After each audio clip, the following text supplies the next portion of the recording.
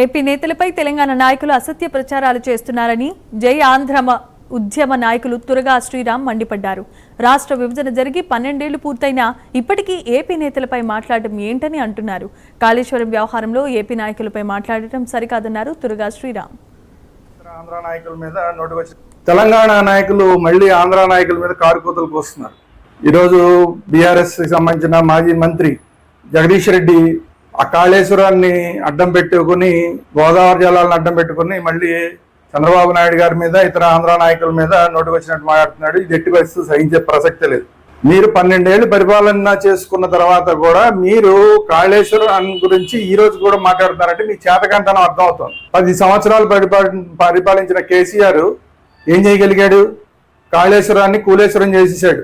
1,00,000 కోట్ల అవినీతి అని చెప్పి అందరూ మాట్లాడారు. ఈ రోజు మీరు అదే కాళేశ్వరం వల్ల ఈ రోజు మీరు ఓడిపోయి ప్రతిపక్షంలో కూర్చున్నారు. జగదీశ్వర్ రెడ్డి, ఈ రోజు నువ్వు వచ్చి మాట్లాడతావు.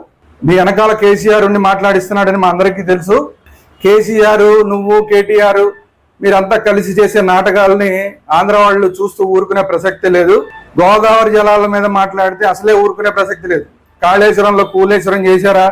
దాంట్లో ఎవరెంత అవినీతి చేశారు మీరు చూసుకోండి.